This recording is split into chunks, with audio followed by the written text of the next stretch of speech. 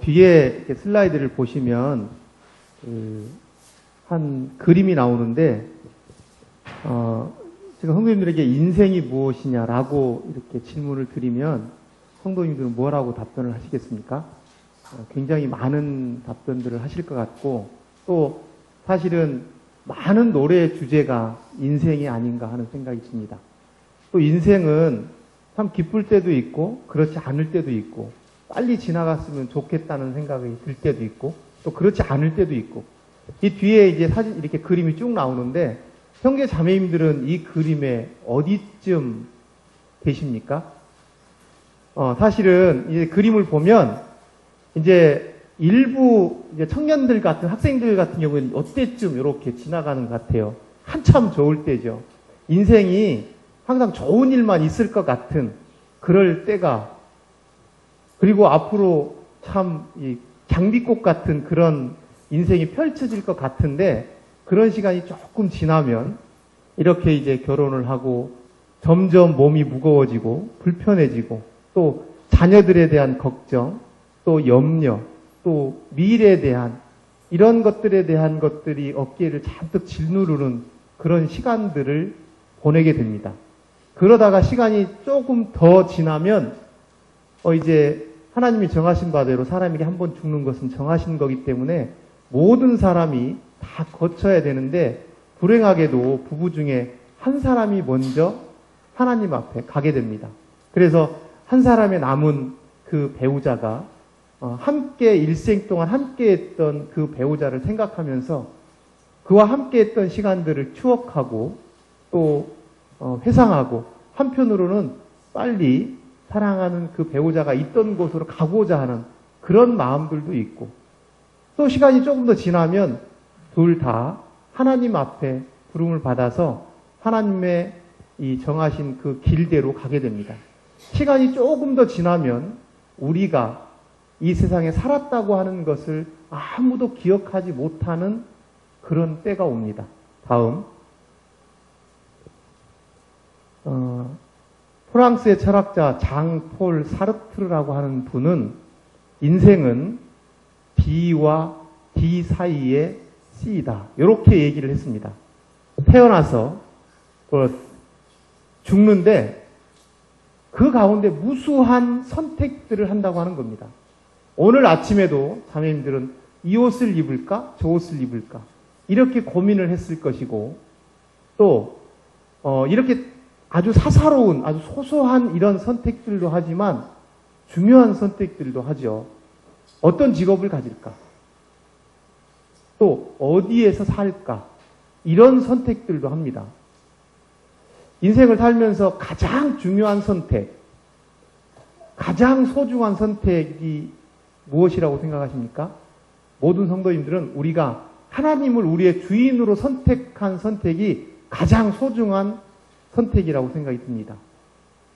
그런데 불행하게도 많은 사람들은 하나님을 내 삶의 주인으로 선택할 것이냐, 또 그렇지 않을 것이냐라고 하는 그 선택에서 굉장히 어리석은 선택들을 합니다. 우리가 하나님을 선택한 것은 사실은 우리의 온전한 뜻으로만 된 것은 아닙니다. 하나님께서 굉장히 큰 은혜를 베푸시고, 또 많은 분들의 기도와 헌신으로 인해서 우리가 복음을 듣게 되고, 그렇게 들었을 때 우리가 하나님을 선택할 수 있었는데, 그 선택이야말로 이 땅에 살면서 가장 귀하고 가장 잘한 선택이 아닌가 하는 생각이 듭니다. 그리고 인생을 살면서 또 다른 중요한 선택, 정말 중요한 선택이 뭘까 하는 것에 대해서 오늘 교제를 나누고자 합니다. 다음, 그게 뭐냐면 결혼입니다. 이 결혼은 사실 인생을 살면서 정말 하나님을 선택하는 것만큼 중요하다고 생각이 듭니다. 근데 오늘 제가 오늘 형제자매님들과 나누고 싶은 교제는 믿지 않는 사람과의 결혼에 대해서 하나님께서 무엇라고 말씀하시느냐 하는 것에 대해서 교제를 나누려고 합니다.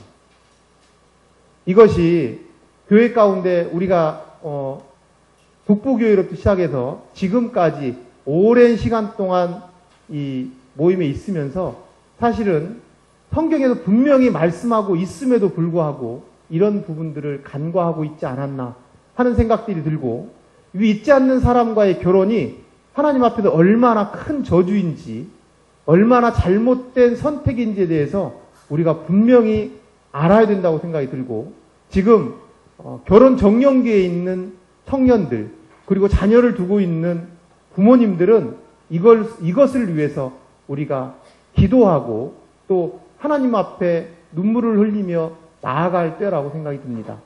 교회가 무너지는 것들은 큰 것으로 인해 한 번에 무너지는 것이 아니라 작은 것들이 하나하나 교회 가운데 들어오게 되면 우리도 모르게 교회가 무너지는 것들을 보게 됩니다. 제가 예전에 주일학생들한테 이렇게 복음을 전할 때 이제 많은 분들이 사용했을 겁니다. 개구리 삶기. 살아있는 개구리를 뜨거운 물에 넣으면 개구리가 뜨거운 물에 탁 들어갔다가 뜨거우니까 팔떡 뛰어나갑니다.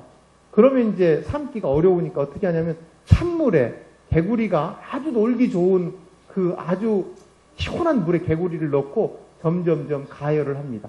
그러면 개구리가 자기 피부가 익어가는 것도 모른 채 그곳에서 헤엄을 치다가 결국에는 죽게 되는데, 우리의 삶도 하나님 앞에서 신앙도 교회도 동일한 원리라고 생각이 듭니다. 우리가 하나님 앞에서 분명히 끊어야 될 것, 분명히 반대해야 될 것들이 있음에도 불구하고 그런 것들을 하나씩 선택하고 또 받아들이다 보면, 그것을 거부하지 않으면 우리도 어느새 신앙에서 무뎌지게 되고 하나님 앞에서 참 좋지 않은 그런 결과들이 일어난다고 생각이 듭니다. 다음, 이스라엘 백성이 이제 출애굽한 이후에 모세가 죽고 이후에 여호수아가 지도자가 돼서 이 하나님께서 약속하신 젖과 꿀이 흐르는 가나안 땅을 점령을 합니다. 점령을 하고 모든 땅을 다 점령하지 않았는데 그때 여호수아가 죽을 때가 됐습니다. 이제 죽을 때가 돼서 여호수아가 이스라엘 백성들에게 정말 하고 싶은 이제 유언에 가까운 그런 고별 설교를 합니다.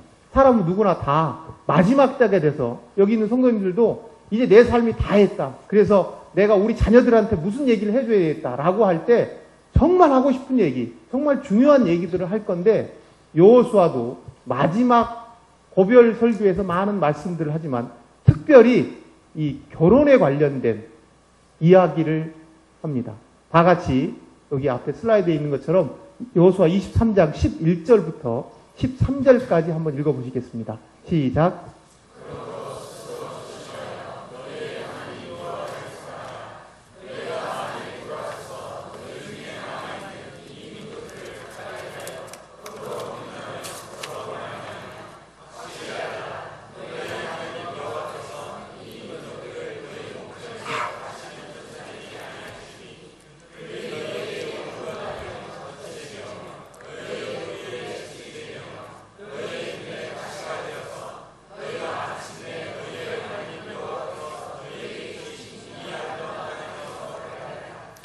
성경을 읽을 때 단어 하나하나를 잘 보고 읽어야 된다고 생각이 듭니다. 특별히 여호수아 23장 12절에 보면, 너희가 만일 돌아서서 너희 중에 남아있는 이 민족들을 가까이 하여 더불어 혼인하며, 이방 민족과 혼인하는 것, 결혼하는 것은 앞에 부분에 돌아섰기 때문에, 하나님 앞에서 돌아섰기 때문에 이런 일들이 일어난다고 이렇게 기록하고 있습니다. 그리고 참 무서운 것은 이렇게 이방 사람들과 결혼한 것이 이스라엘 백성들에게 덫이 될 것이다 라고 말씀하고 있습니다. 그리고 이 이방 여인들과의, 이방 사람들과의 결혼은 옆구리에 채찍이 되고 결국에 가서는 이 아름다운 땅에서 멸하리라. 누가 멸한다고 하냐면 하나님께서 그렇게 하신다고 합니다. 근데 불행하게도 이스라엘 역사는 시간이 점점 흘러가면서 이방인들과 혼인하게 되고 그들이 섬겼던 많은 이방 신들을 받아들여서 결국에는 하나님 앞에서 징계를 받고 멸망당하는 불행한 역사를 기록하고 있습니다. 다음, 성도님들 잘 아시는 것처럼 솔로몬은 굉장히 지혜로운 왕이었습니다. 그가 처음에 왕이 됐을 때 가졌던 참 귀한 그런 마음들이 있었는데 그가 노년에는 그렇지 못한 삶을 삽니다. 왜 그러냐면 이 솔로몬이 열왕기상 11장 1절에 보면 솔로몬이 바로의 딸 외에 이방의 많은 여인을 사랑했다고 합니다. 그러면서 그가 그의 마음을, 그 사랑했던 여인들이 솔로몬이 처음에 하나님 앞에 가졌던 귀한 마음을 가졌던 그 솔로몬의 마음을 돌려서 다른 신들을 따르게 했다고 이야기하고 있습니다. 열왕기상 11장 4절에 보면 솔로몬의 나이가 많을 때 그의 여인들이 그의 마음을 돌려서 다른 신들을 따르게 했다고 합니다. 11장 7절에 보면 모압의 가증한 그모스를 위하여 예루살렘 앞 산에 산당을 짓고 또 암몬 자손의 가증한 몰록을 위하여 산당을 지었다고 성경은 기록하고 있습니다. 정말 이스라엘 모든 사람들이 존경했던 다윗의 아들이었던 솔로몬, 하나님께 듣는 지혜를 달라고 이 백성들에게 참 좋은 판결을 할 수 있도록 지혜를 달라고 구했던 그 솔로몬이 이방 여인과 결혼함으로 그 여인들이 솔로몬의 마음을 돌려서 결국에는 이방 신을 위한 산당을 짓는 참 불행한 노년을 지내게 되고, 그가 하나님이 다윗과 약속한 것 때문에 솔로몬 때에는 그 나라를 두지만 그 다음 때 나라를 나누게 되는 참 안타까운 이스라엘 역사를 봅니다. 이것의 시작은 솔로몬이 다른 이방 여인, 많은 여인들을 사랑했기 때문이라고 성경은 기록하고 있습니다. 성경에 보면 참 이스라엘 왕들 중에서 정말 이 악했던, 우상 숭배를 정말 심하게 했던 아합이라고 하는 왕이 있습니다. 그 왕의 부인이 누구냐면 시돈 사람인 이세벨입니다. 그 이세벨과 결혼한 아합 왕은 이세벨이 섬겼던 우상들을 가지고 들어오게 되고 또 그 우상들을 북이스라엘에 만연하게 하는 그러한 일들을 하게 되고, 그래서 결국에는 북이스라엘이 먼저 멸망하는 그런 역사를 우리가 성경을 통해서 볼 수 있습니다. 그렇다면 오늘날 우리 살고 있는 지금에는 우리가 누구랑 결혼을 해야 되겠습니까? 다음, 고린도후서 6장 14절을 다 같이 한번 읽어보시겠습니다. 시작.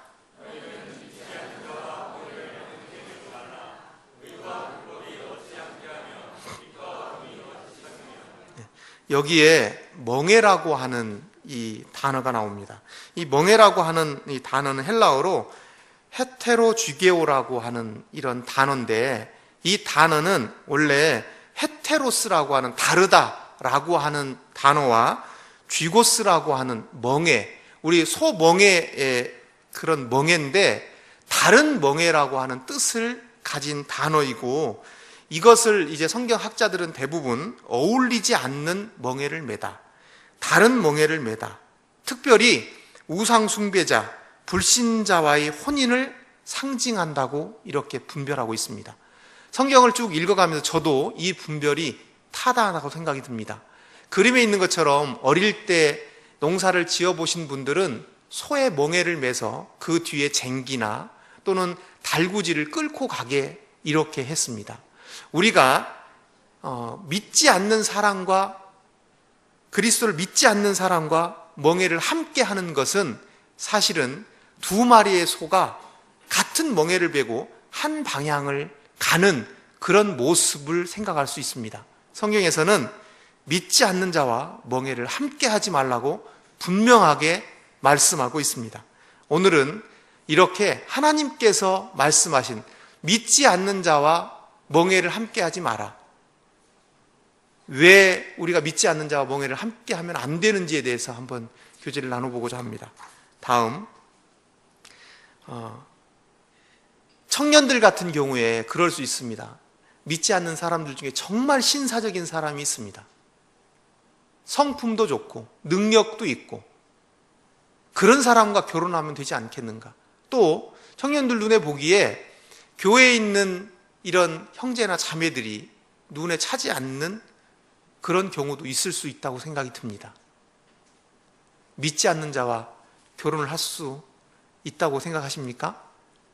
다음, 성경은 분명하게 안 된다고 이야기를 합니다. 다음, 앞에서 읽었던 고린도후서 6장 14절부터 16절까지의 말씀입니다. 우리가 믿지 않는 사람과 결혼하면 안 되는 첫 번째 이유, 가장 큰 이유, 이것은 하나님의 말씀에 대한 불순종입니다. 하나님께서 하지 말라고 명확하게 말씀하셨는데 이것에 대해서 불순종하는 거기 때문에 어떤 다른 이유도 이것을 뛰어넘을 수 없습니다. 아무리 그 사람이 신사적이고 아무리 그 사람이 멋있고 또 뭐 능력이 있다 할지라도 하나님께서 하지 말라고 한 것은 내 생각과 다를지라도 그렇게 하면 안 되는 것입니다. 여기에 보면 15절에 그리스도와 벨리알이 어찌 조화되며 믿는 자와 믿지 않는 자가 어찌 상관하며, 그러니까 빛이신 하나님의 자녀와 어둠인 사탄의 자녀가 어떻게 함께 할 수 있겠느냐? 함께 할 수 없다라고 하는 겁니다. 또 하나님의 자녀와 하나님을 대적하는 적그리스도의 자녀가 어떻게 조화될 수가 있겠느냐? 조화될 수 없다라고 하는 겁니다.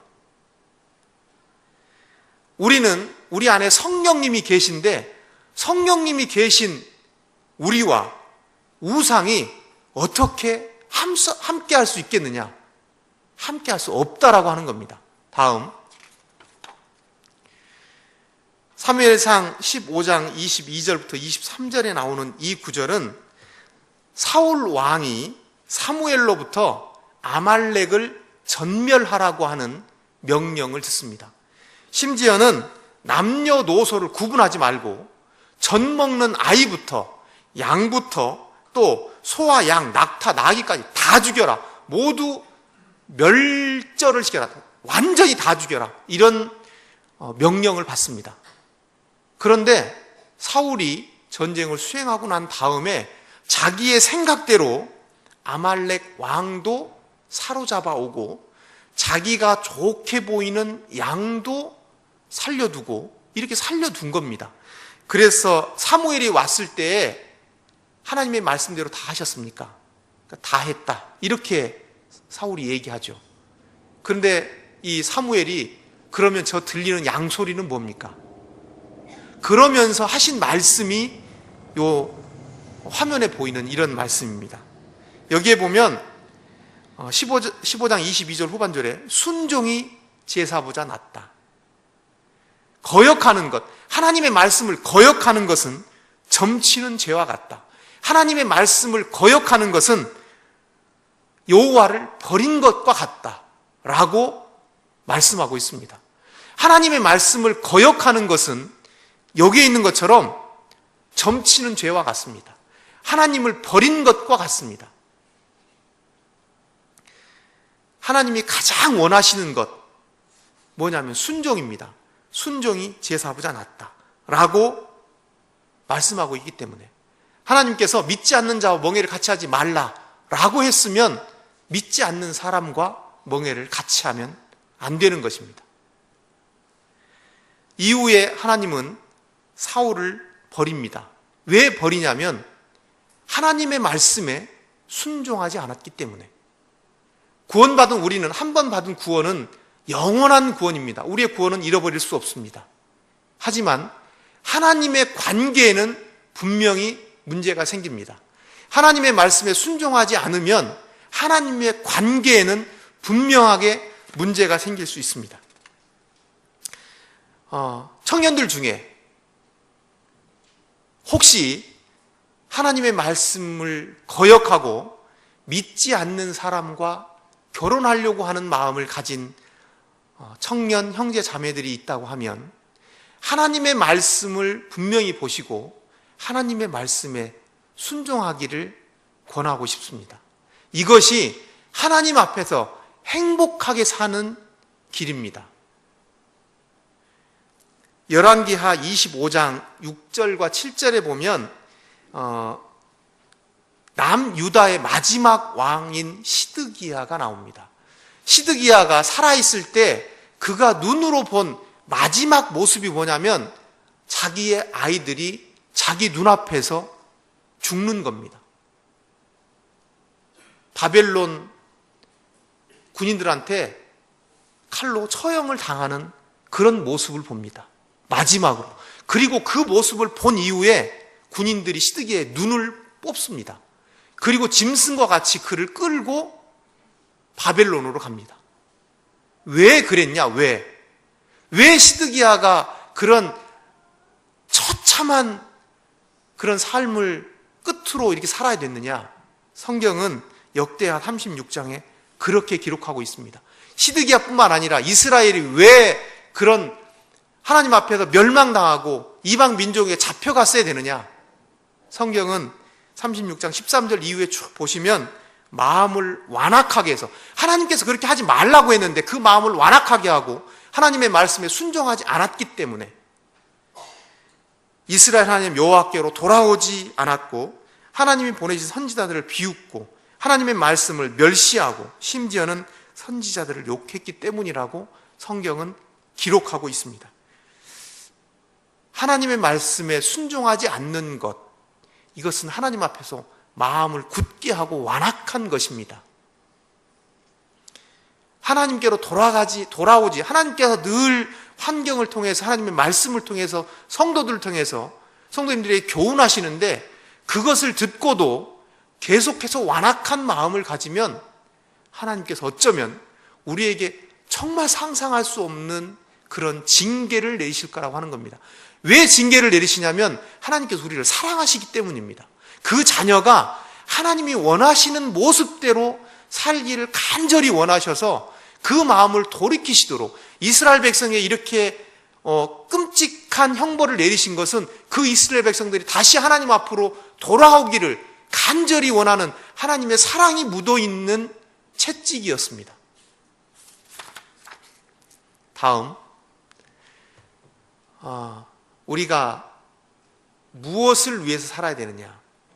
우리가 왜 살아야 되느냐? 사실은 이 부분만 명확하다고 하면 우리가 하나님 앞에 사는 모습이 지금과는 사뭇 다를 것이라고 생각이 듭니다.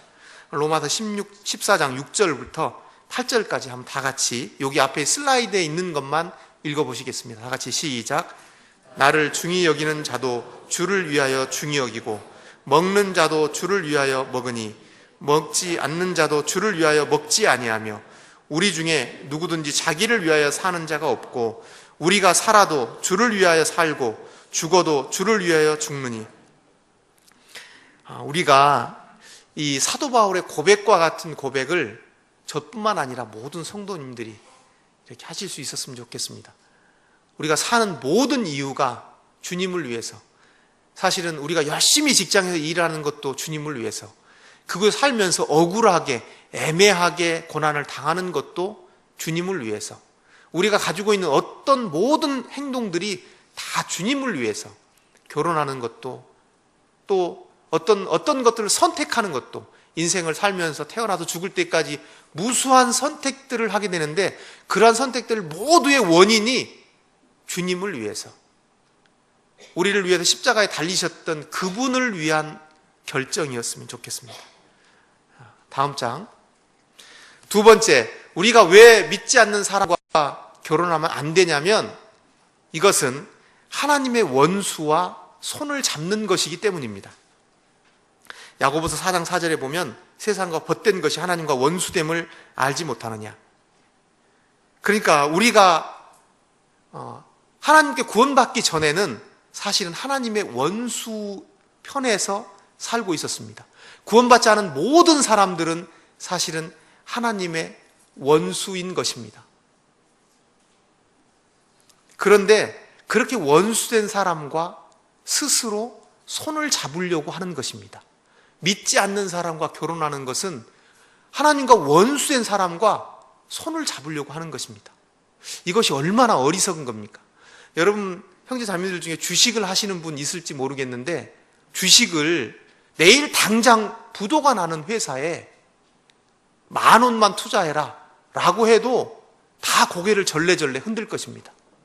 그런데 인생에서 부도 나는 것이 뻔한데 왜 나의 인생을, 온 인생을 거기에 걸려고 하시는지 잘 모르겠습니다.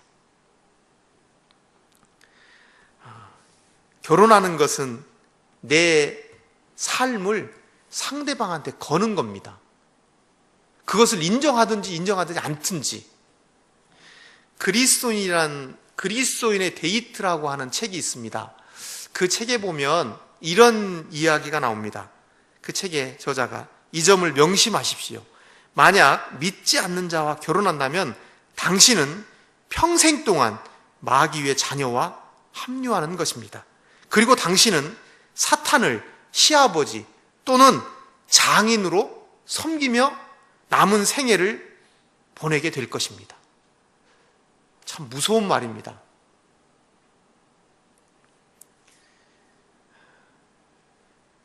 우리 주님은 이렇게 악한 세대에서, 또 어둠이 지배하는 이 세대에서, 사탄이 지배하는 세대에서 우리를 구원하시려고 십자가에 못 박히셨습니다. 그리고 주님께서 우리를 위해서 채찍에 맞으시고 침뱉음을 당하시고 십자가에 달리셨습니다. 왜 그랬습니까? 우리를 구원하시려고. 그런데 그런 하나님의 사랑을 받은 자가 오히려 하나님의 원수와 손을 잡으려고 한다는 것입니다. 다음 장, 요한복음 8장 44절에 보면 우리가 구원받기 전에 우리 모두는 다 아비 마귀에서 났다고 말씀하고 있습니다. 그러니까 구원받지 않은 모든 사람들은 마귀의 자녀들입니다. 로마서 5장 10절에 보면 곧 우리가 원수 되었을 때 구원받지 않은 사람들은 모두 다 하나님의 원수입니다.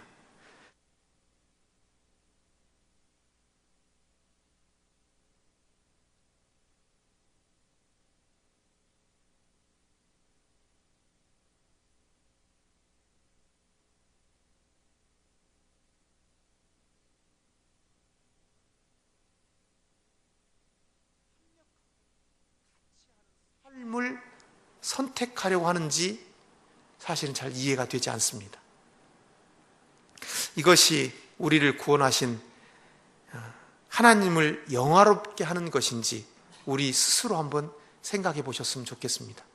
이것은 결혼을 앞둔 청년 형제 자매뿐만 아니라 삶을 살아가는 모든 그리스도인, 하나님의 말씀에 순종하지 않는 모든 그리스도인들이 한 번쯤 생각해 봐야 되는 문제라고 생각이 듭니다.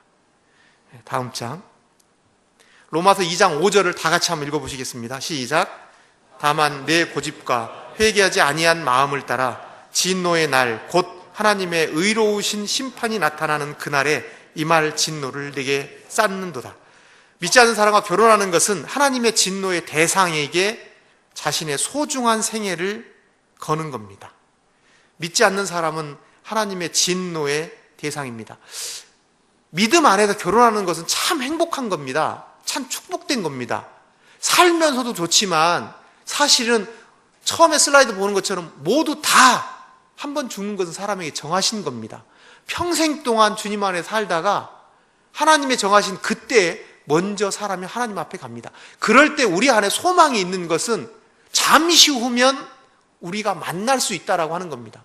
믿음 안에서 결혼한 배우자는 잠시 후면 다시 만날 수 있다라고 하는 그런 소망이 있습니다. 그런데 믿지 않은 사람은 그 사람은 하나님의 진노의 대상이고 죽고 나면 영원히 만날 수도 없고 그 사람이 어떻게 될 것을 뻔히 알고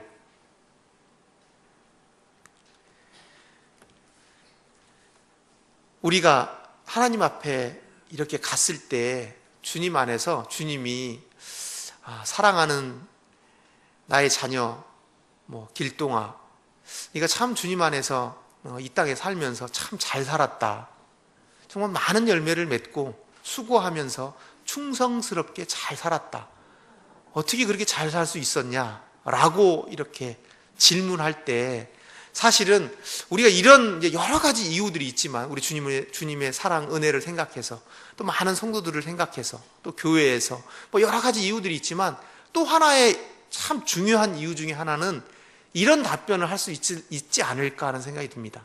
하나님께서 나의 배필로 주신, 돕는 배필로 주신 나의 아내 또는 나의 남편이 내가 힘들고 지치고 어려울 때, 내가 주님 안에서 방황하고 참 힘들 때에 그 배우자가 나를 위해서 기도하고 나를 격려해주고 나를 위로해 주었기 때문에 내가 그렇게 살 수 있었습니다.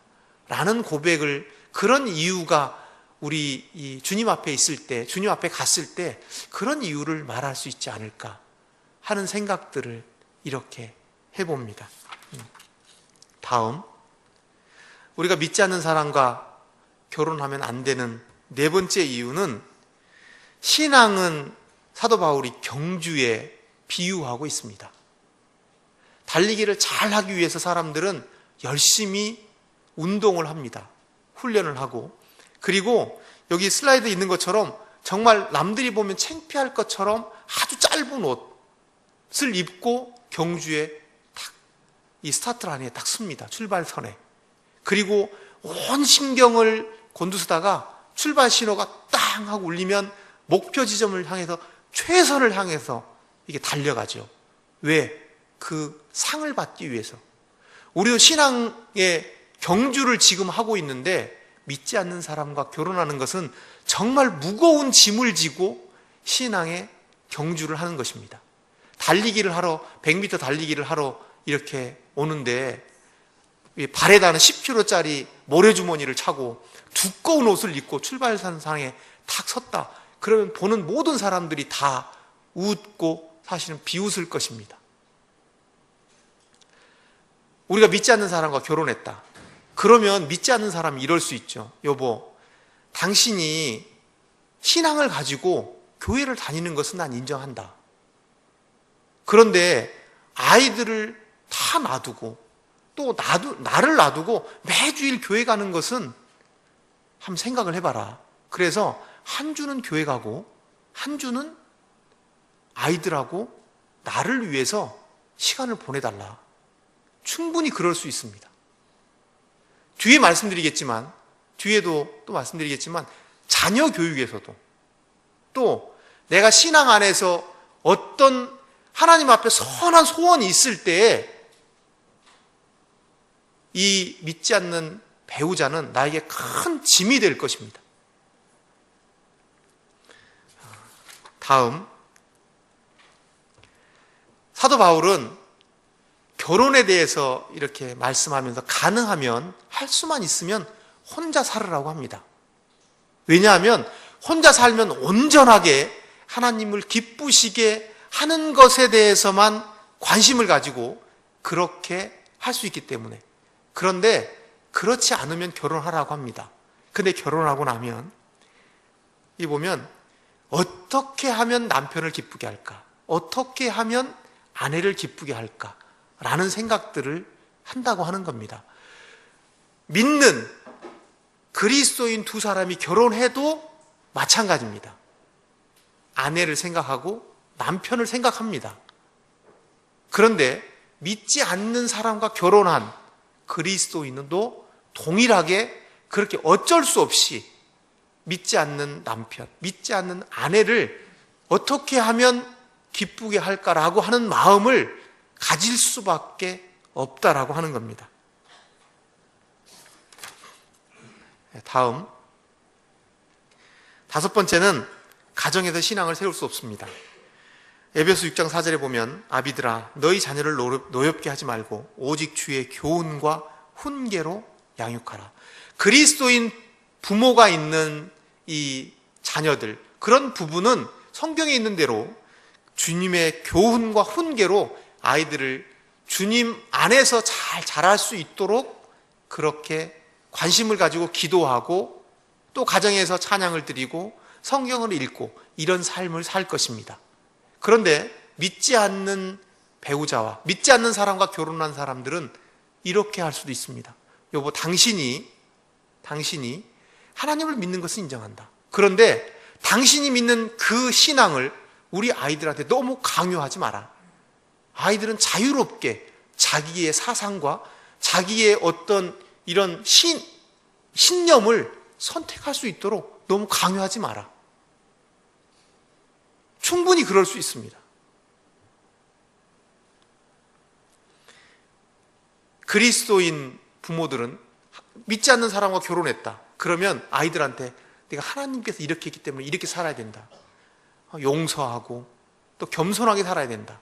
이렇게 얘기하는데 믿지 않는 그 배우자는 너희가 경험한 것만, 너희가 보고 들은 것만 믿고 너희가 생각한 그 신념대로 생활해라 라고 이야기한다면 아이들이 어떻게 자라겠습니까? 다음, 사도행전에 보면 그 아볼로라고 하는 아주 훌륭한 이 교사가 나옵니다. 그런데 이렇게 훌륭한 아볼로가 처음에 이 복음을 정확히 알지 못하고 사도행전 18장 24절부터 28장을 쭉 이렇게 읽어보면 요한의 세례만 알고 있었다고 성경은 기록하고 있습니다. 그런데 그 아볼로에게 복음을 전한 사람이 누구냐면 브리스가와 아굴라입니다.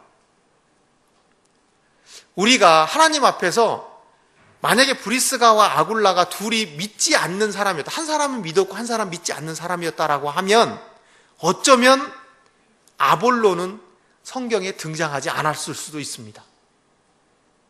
하나님 앞에서 우리가 정말 하나님의 귀하게 사용되어질 수 있는데 믿지 않는 사람과의 결혼은 이것들을 막을 수 있다고 하는 것입니다. 아모스 3장 3절에 보면 두 사람이 동행하기 위해서는 뜻이 같아야 된다고 합니다. 멍에라고 하는 것, 이것은 이렇게 같이 멍에를 매면 어쩔 수 없이 한 방향으로밖에 갈 수 없습니다. 어떤 사람들은 내가 믿지 않는 사람과 결혼해서 그 사람을 교회로 인도하면 되지 이렇게 생각할 수 있지만 그것이 사람의 뜻대로 되는 것이 아닙니다. 우리가 하나님의 예정에 대해서 너무 강하게 이야기하면 잘못될 수 있고 또 하나님의 예정을 무시하는 것도 성경의 가르침은 아닙니다.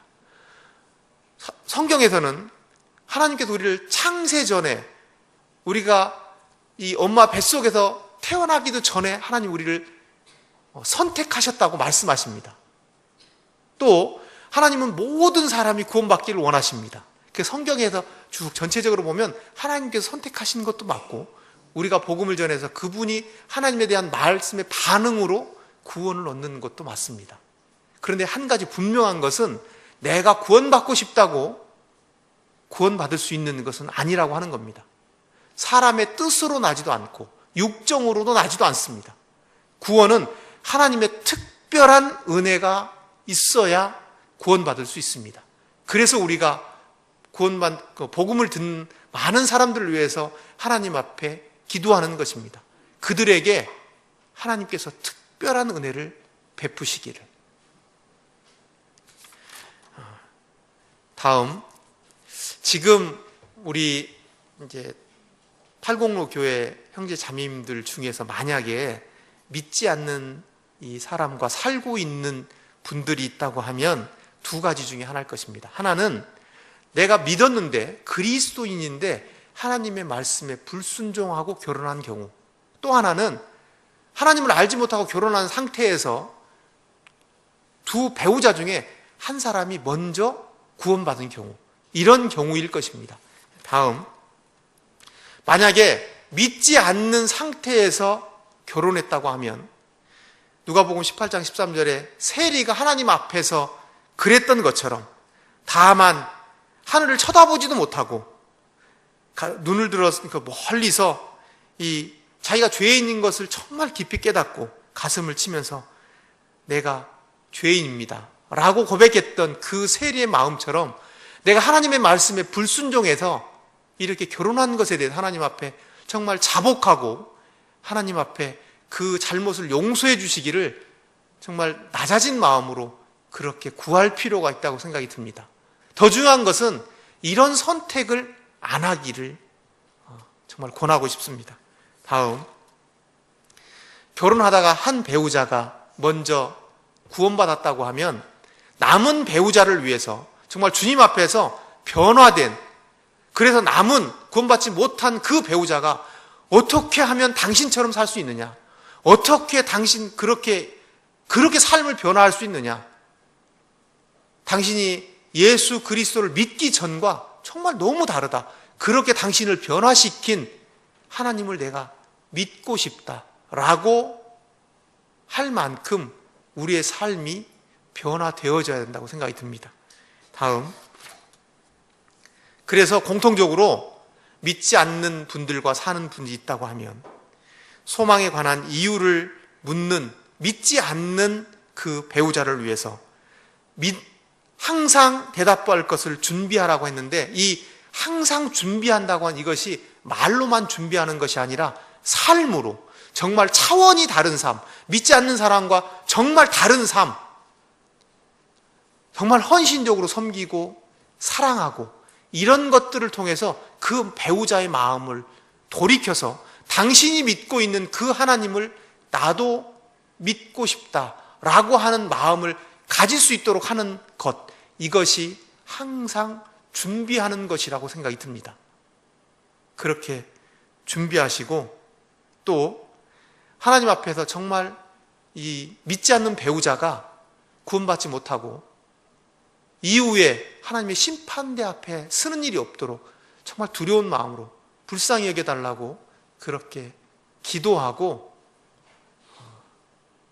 구원받기를 간절히 소원하고 기도해야 된다고 생각이 듭니다. 말씀을 마치겠습니다. 다음, 믿지 않는 사람과 결혼하는 것은 하나님의 말씀에 분명하게 불순종하는 것입니다.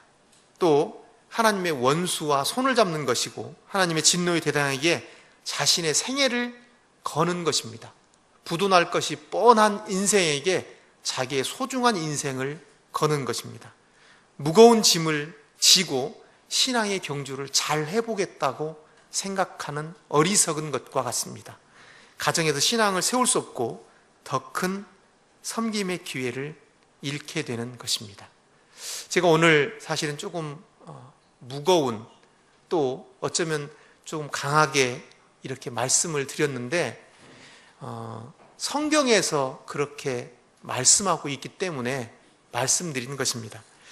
사실은 이 믿지 않는 사람과 결혼하는 것에 대해서 장로에서 여러 번 이것을 토의를 했습니다. 어떻게 할 것인지, 교회 가운데서 이것이 성경에서 금하고 있는 것인데 교회의 분명한 입장을 전달할 필요가 있다. 그래서 오늘 교회에서 결정한 이 믿지 않는 사람과의 결혼에 대한 것을 오늘 말씀드리고자 합니다. 제가 말씀드린 것처럼 믿지 않는 사람과 결혼하는 것은 성경에서 분명하게 금하고 있습니다. 그래서 앞으로 성도가 믿지 않는 사람과 결혼하는 것에 대한 광고는 앞으로 실시하지 않습니다. 교회 가운데서 믿지 않는 사람과 결혼하는 것에 대해서는 청첩장이나 이렇게 광고하는 행위는 앞으로 하지 않도록 하겠습니다.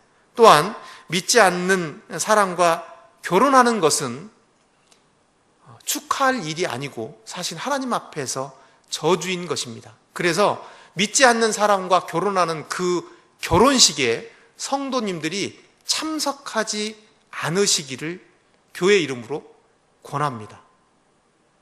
그리고 불신 결혼한 성도가 교회에 다시 참석했을 때는 일정 기간 동안 성찬식에 참여하는 것을 금하도록 하겠습니다.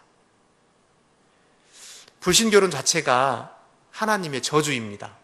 그래서 교회 가운데 이렇게 믿지 않는 사람과 결혼하는 일들이 생기지 않도록 청년들은 결혼을 위해서 하나님께서 보여주신 돕는 배필을 위해서 기도하시고, 또 성도님들도 우리 교회 가운데 많은 결혼 정년기에 있는 청년들이 있습니다.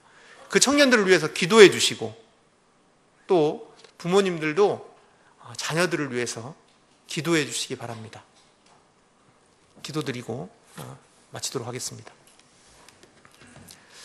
아버지 하나님, 하나님께서 우리를 참 사랑해 주셨습니다.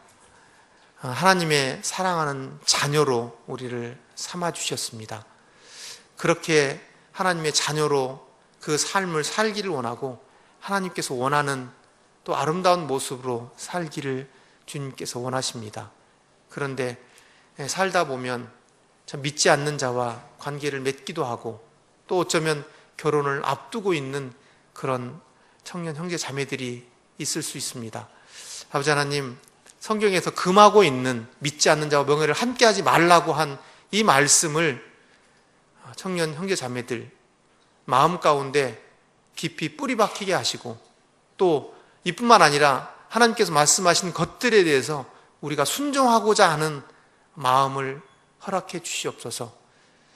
제사보다 순종이 더 낫다고 하는 하나님의 마음을, 하나님의 말씀을 기억하며 살아갈 수 있도록 은혜를 베풀어 주시옵소서.